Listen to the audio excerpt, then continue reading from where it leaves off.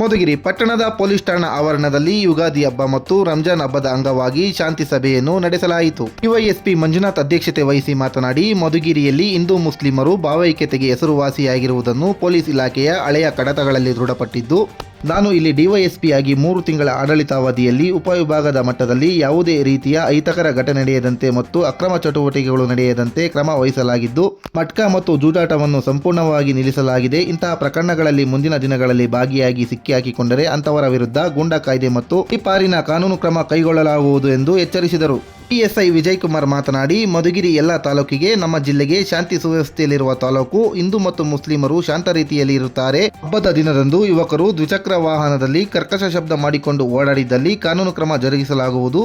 ಜೂಜಾಟದಲ್ಲಿ ಪಾಲ್ಗೊಂಡರೆ ಕಠಿಣ ಕಾನೂನು ಕ್ರಮ ಜರುಗಿಸಲಾಗುವುದು ಎಂದು ಎಚ್ಚರಿಸಿದರು. ಸಂದರ್ಭದಲ್ಲಿ ಸಿಪಿಐ ಹನುಮಂತರಾಯಪ್ಪ, ಪಿಎಸ್ಐ ಮುತ್ತುರಾಜ್, ಪುರಸಭಾ ಅಧ್ಯಕ್ಷ ಲಾಲಪೇಟೆ ಮಂಜುನಾಥ್, ಹಿರಿಯ ಪತ್ರಕರ್ತ ನಾರಾಯಣರಾಜು, ಪುರಸಭಾ ಸದಸ್ಯರು ಹಾಗೂ ನಾಗರಿಕರು ಪಾಲ್ಗೊಂಡಿದ್ದರು. ಈ ಶಾಂತಿ ಸಭೆಗೆ ಆಗಮಿಸತಕ್ಕಂತಹ ಪುರಸಭಾ ಅಧ್ಯಕ್ಷರಿಗೂ ಮತ್ತು ಮುಖಂಡರಿಗೂ, ಪತ್ರಿಕಾ ಮಾಧ್ಯಮದವರಿಗೂ ಮತ್ತು ಎಲ್ಲ ಹಿರಿಯ ಪ್ರಜೆಗಳಿಗೂ ಮೊದಲನೇದಾಗಿ ರಂಜಾನ್ ಮತ್ತು ಯುಗಾದಿ ಹಬ್ಬದ ಶುಭಾಶಯಗಳನ್ನು ಕೋರ್ತೇನೆ. ನಮಗೆಲ್ಲರಿಗೂ ಗೊತ್ತಿರ್ಬೋದು, ನಾನು ಈಗ ಬಂದು 3 ತಿಂಗಳು ಆಗ್ಲಿಕ್ಕೆ ಬಂತು. ನಾವು ನಾವೆಲ್ಲರಿಗೂ ಹೇಳ್ದಂಗೆ ಎಲ್ಲರಿಗೂ ಗೊತ್ತಿದೆ, ಯಾವುದೇ ತರಹದ ಅಹಿತಕರ ಘಟನೆಗಳು ನಡೆದಿಲ್ಲ. ಆದರೂ ಕೂಡ ನಾವು ಪೊಲೀಸ್ ಇಲಾಖೆಯಿಂದ ಈಗ ಅನೇಕ ಹಬ್ಬಗಳು ನಡೆದಿದೆ. ಎಲ್ಲವೂ ಕೂಡ ದೊಡ್ಡ ಮಟ್ಟದಲ್ಲಿ ಹಬ್ಬಗಳೇ ನಡೆದಿದೆ. ಈ ತೆಪ್ಪೋತ್ಸವ ಇರ್ಬೋದು, ಮೊನ್ನೆ ಜಾತ್ರೆ ಇರ್ಬೋದು, ಇನ್ನೊಂದು ಯಾವುದೇ ಆಗಿರ್ಬೋದು, ನಾವು ನಮ್ಮ ಕೆಲಸದಲ್ಲಿ ಯಾವುದನ್ನು ಕೂಡ ಕಮ್ಮಿ ಮಾಡ್ಕೊಂಡಿಲ್ಲ. ತೆಪ್ಪೋತ್ಸವಕ್ಕಾಗಿರ್ಬೋದು 400 ರಿಂದ 500 ಜನ ಸಿಬ್ಬಂದಿ ಹಾಕ್ಕೊಂಡು ಒಂದು ಗಲಾಟೆ ಅಂತ ಅಲ್ಲ, ಬೇರೆ ತರಹದ ಯಾವುದೇ ಕ್ರೈಮ್ಸ್ ಆಗಲಿ, ಒಂದು ಸಣ್ಣ ಒಂದು ಪಿಕ್ ಪ್ಯಾಕೆಟಿಂದ ಹಿಡಿದು ಒಂದು ಹೊಡೆದಾಟ, ಯಾವುದೇ ಒಂದು ಸಣ್ಣ ಗಲಾಟೆಯಿಂದ ಆ ಥರನೂ ಕೂಡ ಮುಂಜಾಗ್ರತೆ ಮಾಡಿದ್ದೀವಿ.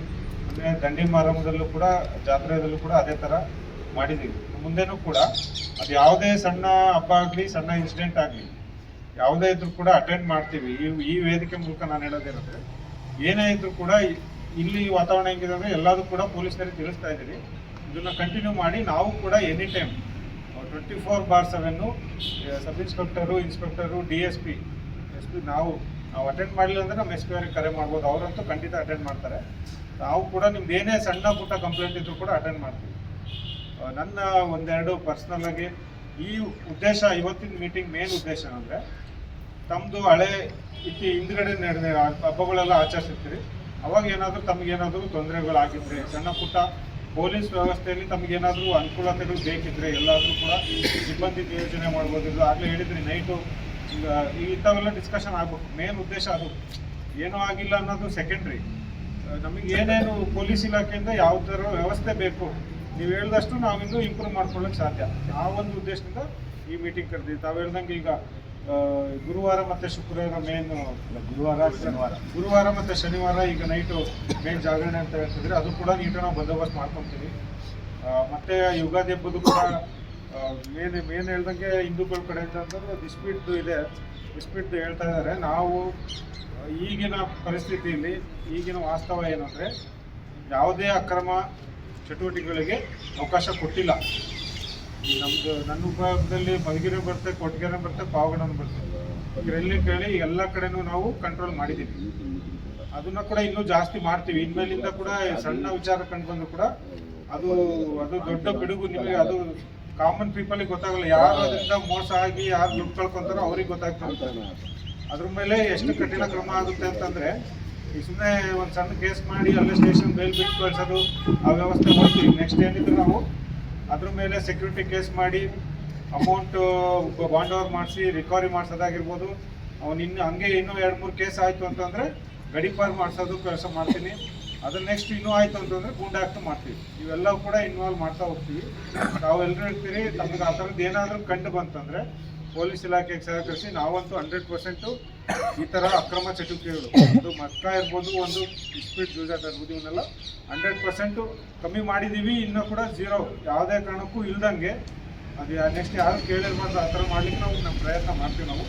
ನಾವು ಕೂಡ ಇದು ಮಾಡಿ ಅಂತ ಹೇಳ್ತೀವಿ. ಇನ್ನೊಂದು ಮುಖ್ಯವಾಗಿ ಏನಂದರೆ, ಈ ಥರ ವೇದಿಕೆಯಲ್ಲಿ ಕೂಡ ನಾವು ಇಂಟ್ರಾಕ್ಟ್ ಮಾಡಿದಾಗ ತಮ್ದು ಏನಾದರೂ ಅಹವಾಲಿದ್ರೆ ನಾವು ಅದ್ರ ಕಡೆ ಇಂಪಾರ್ಟೆನ್ಸ್ ನಮ್ಮ ದಿನನಿತ್ಯ ಪೊಲೀಸಲ್ಲಿ ಬೇರೆ ಬರ್ತಾ ಇರ್ತೈತಿ ಕೇಸಲ್ಲಿ. ಅದರಲ್ಲಿ ಹೋಗ್ತಾ ಇರ್ತೀವಿ, ಕಲ್ಲು ಹೋಗ್ತಾ ಇರ್ತೀವಿ. ಕೆಲವು ಪಬ್ಲಿಕ್ಕಿಗೆ ಏನು ಇಂಪಾರ್ಟೆಂಟ್ ಬೇಕಿರ್ತೈತೆ ಅವು ಕೆಲವು ಮಿಸ್ ಆಗ್ತಾ ಇರ್ತದೆ. ತಾವು ಆ ಥರದ್ದು ಏನೋ ರೈಸ್ ಮಾಡಿದಾಗ ನಾವು ಅದಕ್ಕೆ ಸ್ಪೆಸಿಫಿಕ್ ಆಗಿ ಇದೆ ಫಸ್ಟ್ ಟೈಮು ಹಿಂದೆ ಮುಂದೆ ಬಂದಿರತಕ್ಕಂಥ ಒಂದು ಹಬ್ಬ ಅನ್ಕೊಂಡಿದ್ದೀನಿ.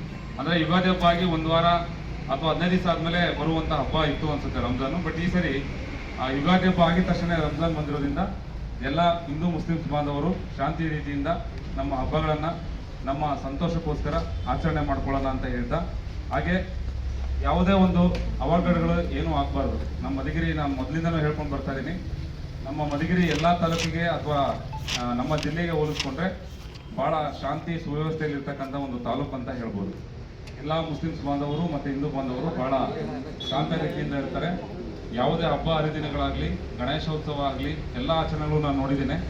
ಯಾವುದೇ ರೀತಿಯ ಅವಘಡಗಳು ಆಗಿಲ್ಲ, ಅದು ಆಗೋದು ಇಲ್ಲ ಅಂತ ನಾನು ನಂಬಿರ್ತೇನೆ. ಅದೇ ರೀತಿ ಯಾವುದೇ ಅವಘಡಗಳು ಎಲ್ಲೋ ಬೇರೆ ಸ್ಥಳಗಳಲ್ಲಿ ನಡೆದ್ರೆ ಅಂತಹ ಸಂದರ್ಭಗಳಲ್ಲಿ ನಮ್ಮಲ್ಲಿ ಯಾರು ಪ್ರವೋಕ್ ಆಗೋದು ಬೇಡ. ಅಂದರೆ ಅಲ್ಲಿ ಎಲ್ಲೋ ನಡೆದಿರ್ತಕ್ಕಂಥ ಸ್ಥಳದಲ್ಲಿ ಅಲ್ಲಿ ಏನೋ ಒಂದು ಆಗಿರ್ತದೆ ಘಟನೆಗಳು, ಆ ಘಟನೆಗಳನ್ನು ಇಟ್ಕೊಂಡು ನಮ್ಮ ಹಬ್ಬದ ವಾತಾವರಣವನ್ನು, ನಮ್ಮ ಮಧುಗಿರಿ ಶಾಂತ ರೀತಿಯಲ್ಲಿರೋದನ್ನು ಕೆಡಿಸ್ಕೊಳ್ಬಾರ್ದು, ಶಾಂತಿಯ ವಾತಾವರಣವನ್ನು ಕೆಡಿಸ್ಕೊಳ್ಬಾರ್ದು ಅಂತೇಳಿ ತಮ್ಮಲ್ಲಿ ಕೇಳ್ಕೊಳ್ತೀನಿ. ಇಷ್ಟು ಹೇಳ್ತಾ, ಮತ್ತೆ ನಮ್ಮಲ್ಲಿ ಹಿಂದೂ ಹಬ್ಬಗಳಲ್ಲಿ ಒಂದು ಆಚರಣೆ ಇದೆ. ಯುಗಾದಿ ಹಬ್ಬ ಅಂದರೆ ಇಸ್ಪಿಟ್ಟು ಮತ್ತು ಜೂಜಾಟ ಆಡುವಂಥ ಒಂದು ಕಾಲ ಅಂತ ಅನ್ಕೊಂಡ್ಬಿಟ್ಟಿದ್ದಾರೆ.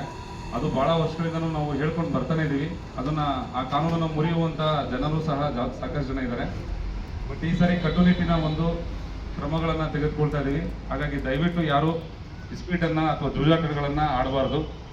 ಆ ಹಿಂದೆ ಇದ್ದಂಥ ಕಾಲ ನಾವು ನೋಡಿದ್ದೇವೆ. ಪೆಂಡಲ್ ಹಾಕಿ, ನಾವು ಚಿಕ್ಕವರಿದ್ದಾಗ ಪೆಂಡಲ್ಗಳನ್ನು ಹಾಕಿ ಹಳ್ಳಿಯಲ್ಲೂ ಸಹ ಆಟ ಆಡೋರು. ಆದರೆ ಟೌನ್ಗಳಲ್ಲಾಗ್ಬೋದು, ಹಳ್ಳಿಗಳಲ್ಲಾಗ್ಬೋದು, ಆ ಕಾಲ ಎಲ್ಲ ಹೊರಟೋಗಿದೆ. ಈಗ ಎಲ್ಲ ಕಾಲಗಳು ಈಗ ಏನಾಗಿದೆ ಅಂದರೆ ಎಲ್ಲ ಮೊಬೈಲ್ ಇರೋದ್ರಿಂದ ನೀವೆಲ್ಲೇ ಆಟ ಆಡ್ತಿದ್ರು ಸಮೇತ 10 ಜನ ಕೂತಿದ್ದಾರೆ ಅಂದರೆ 10 ಜನರ ಹತ್ರ ಅಥವಾ ಇನ್ನೊಬ್ಬನ ಹತ್ರ ಮೊಬೈಲ್ ಇದ್ದೇ ಇರ್ತದೆ.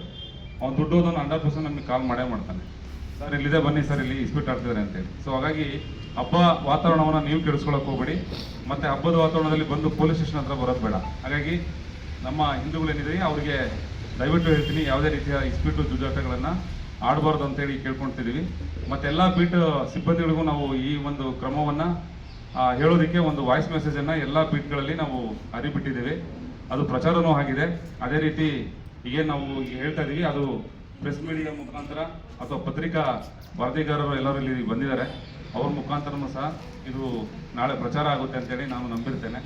ಹಾಗಾಗಿ ಈ ಒಂದು 2 ಹಬ್ಬಗಳನ್ನು ಶಾಂತ ರೀತಿಯಿಂದ ನಾವು ಹಬ್ಬವನ್ನು ಮತ್ತು ಸಂತೋಷದಿಂದ ಹಬ್ಬವನ್ನು ಆಚರಣೆ ಮಾಡೋಣ ಅಂತ ಹೇಳ್ತಾ, ಈ ಒಂದು ಕಾರ್ಯಕ್ರಮವನ್ನು ಉದ್ದೇಶಿಸಿ ಮಾನ್ಯ DOC ಅವರು